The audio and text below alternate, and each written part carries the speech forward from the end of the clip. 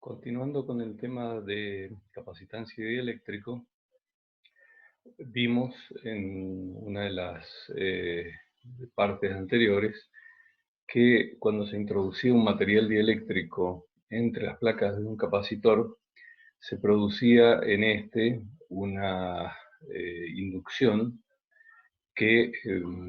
provocaba una acumulación de cargas en la frontera entre la placa conductora y el dieléctrico. Vamos a estudiar ahora un poco en detalle el fenómeno de inducción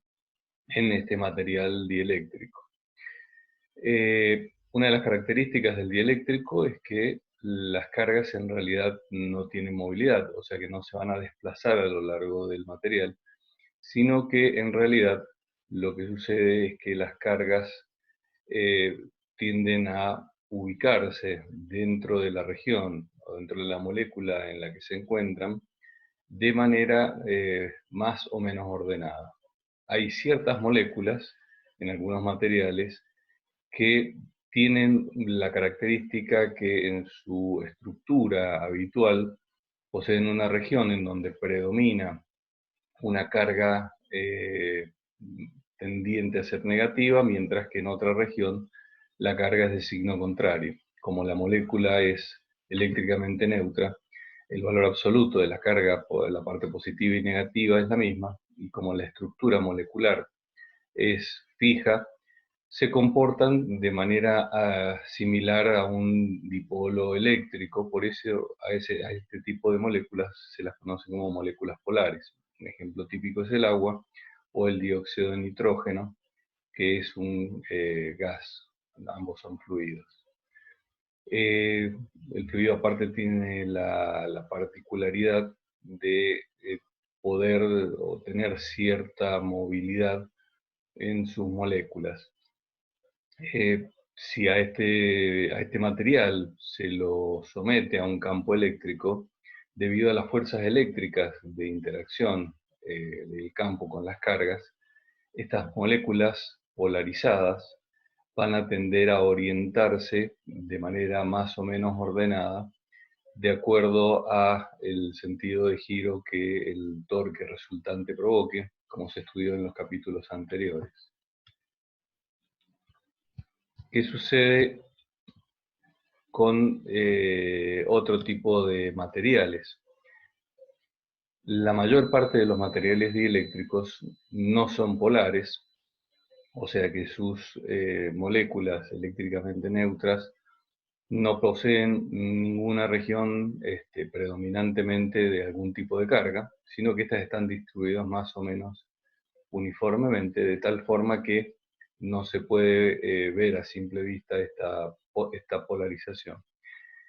Pero sin embargo, una vez que son sometidos a un campo eléctrico de una determinada intensidad, se produce una polarización en las mismas. Esto es, las cargas negativas tienden a ser atraídas hacia o a desplazarse en sentido contrario al sentido del campo eléctrico, mientras que las cargas positivas tienden a hacerlo en el sentido del campo eléctrico, produciéndose una polarización, y esta polarización no implica el movimiento de cargas. Bien, estas cargas en realidad permanecen dentro de la estructura molecular, pero tienen un ordenamiento diferente. ¿Qué es lo que sucede en el caso de este dieléctrico que introducíamos entre las placas del capacitor? Ocurre un fenómeno similar. Hay una redistribución de la carga, un ordenamiento de estas moléculas polarizadas por estar sometidas a un campo eléctrico, de tal manera que en la frontera, en el límite entre el conductor y el dieléctrico, no hay movimiento de cargas, ya que las cargas en el dieléctrico no se pueden mover, pero sí aparece una densidad superficial de carga debido a que hay cargas de un determinado signo más próximas a este límite, a esta frontera. Como estas cargas no se mueven, están fijas o ligadas a la estructura molecular, por ello también se le llama cargas ligadas. Vamos a ver cómo es el efecto de introducir el dieléctrico paso por paso entre las placas del capacitor. Entonces, en la primera imagen, lo que observamos es que existe un par de placas paralelas, cargadas, ambas con cargas iguales pero de signo contrario, y se establece por lo tanto un campo eléctrico. Al introducir el dieléctrico entre las placas del mismo se produce esta polarización que hemos visto, y en la frontera, en el límite entre ambos materiales, existe hay una creación de una densidad superficial de carga inducida en el dieléctrico, mientras que en la placa contraria se va a producir el fenómeno opuesto. Por lo tanto, podemos decir que va a haber un campo eléctrico inducido debido a esta polarización de las cargas que está en la misma dirección, pero en sentido contrario del campo eléctrico original, resultando que la sumatoria de ambos efectos en el interior se observa como una reducción del campo eléctrico entre medio de las placas. Esto, por supuesto, está totalmente coincidente con lo que estuvimos observando y estudiando en el capítulo anterior. Vamos a ver este mismo fenómeno aplicando la ley de Gauss, en donde nos vamos a concentrar fundamentalmente en la frontera entre la placa conductora y el dieléctrico, una vez que éste se encuentra bajo los efectos del campo eléctrico y está polarizado. Establecemos una superficie cerrada, bien, que encierra un volumen, en donde parte de la superficie está dentro del conductor y parte de la misma dentro del dieléctrico, dentro de la frontera. Como sabemos, en el interior del conductor el campo eléctrico es cero, mientras que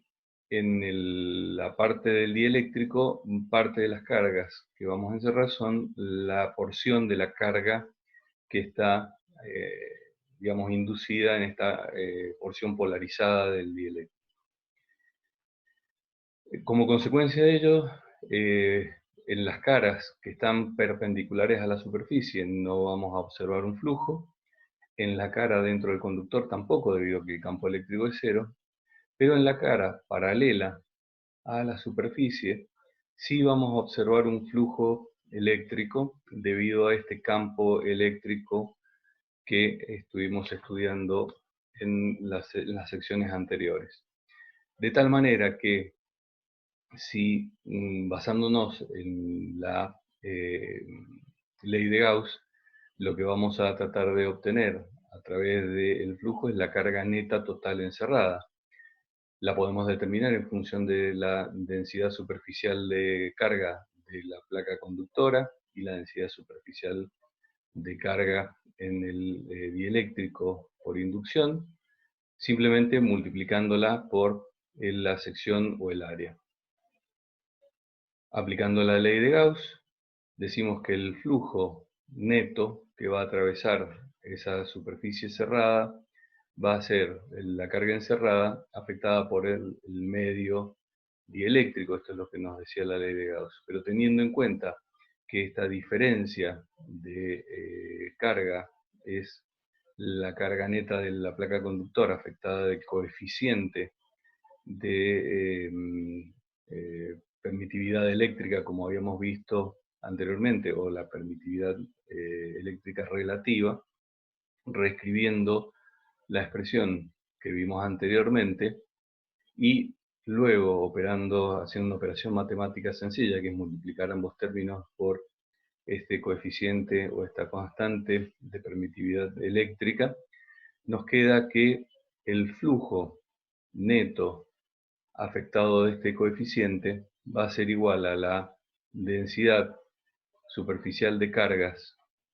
multiplicado por el área, que es la carga total de una de las placas, dividido la permitividad eléctrica absoluta del vacío. como en este caso estamos teniendo que el flujo va a estar afectado de este coeficiente, haciendo el análisis para toda la carga encerrada libre dentro de la placa conductora, teniendo en cuenta que la carga encerrada libre es la carga que tiene capacidad de moverse, por lo tanto no consideramos las cargas ligadas, esto es, las cargas debidas a digamos, a las cargas existentes, perdón, en la placa conductora, y también operando ambos términos, despejando el flujo neto del campo eléctrico, nos queda que ese campo eléctrico va a ser la carga total encerrada libre, pero afectada de la permitividad eléctrica de este dieléctrico en particular, lo cual es el resultado de que habíamos llegado, viendo que la aplicación de la ley de Gauss lo que implica es que el cálculo se hace mucho más sencillo, como habíamos anticipado en la unidad adecuada. Con esto damos por concluida la unidad del tema 4 de capacitancia y dieléctricos.